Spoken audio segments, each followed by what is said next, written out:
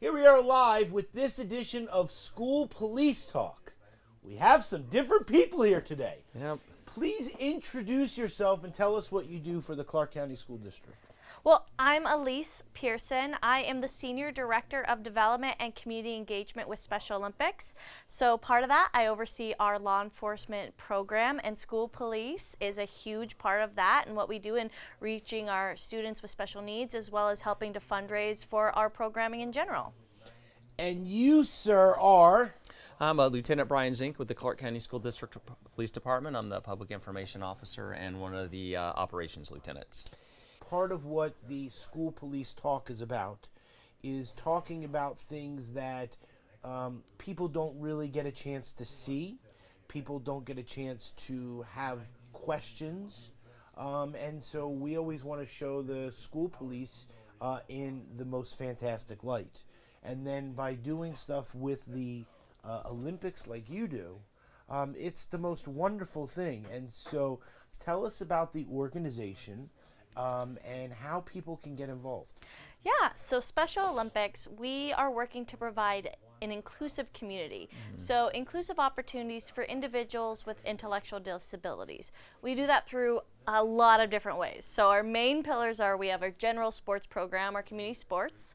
We have a schools program, which we help serve our students with and without disability.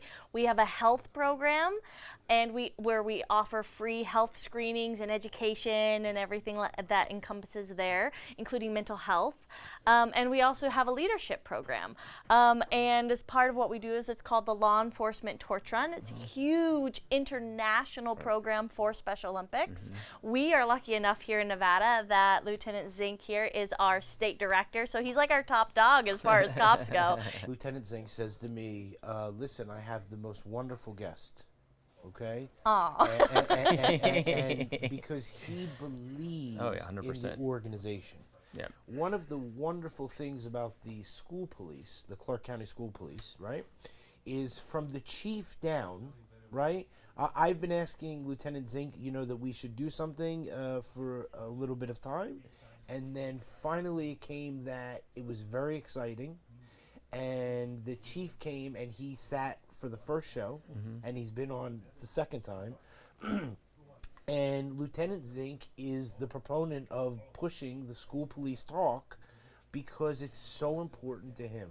So tell us, when it comes to the PIO and your role, what it is that you do, and then as what you do with the Special Olympics. Yeah, so as the Public Information Officer of the department, my job is to work a couple different facets. One, to be the liaison between the police department and the communications department for the Clark County School District, who we work for, and then also to work with local media, either to answer questions or to promote a lot of the programs and the great things that we do in the community. A lot of people think that it's all law enforcement, 90% of what we do is bad or is looked at as bad because we're arresting people and taking people into custody, but that's not true. Most of what we do is community outreach, providing services for our community, being there to support our community, being there to provide a safe, nurturing learning environment for our staff and students so that our kids can come to our schools for 180 days and learn as much as they absolutely can, and so that our staff can feel comfortable and safe teaching the kids. But then another huge component of it, and it's part of every law enforcement agency, is that community engagement, the community involvement.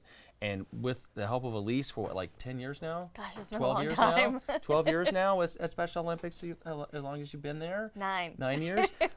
It's really ramped up our involvement with that program because, like Elise said, our big focus is the Law Enforcement Torch Run.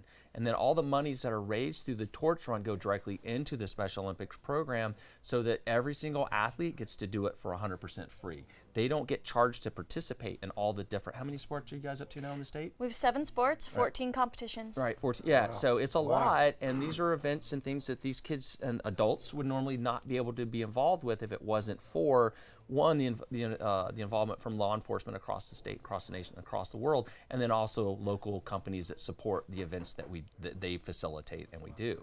It's an outlet for them to do wonderful things that they normally do every day, but just in a different capacity. Right. Let's look at this camera right here, and then we're going to wave goodbye. See you later. Bye. See you next time.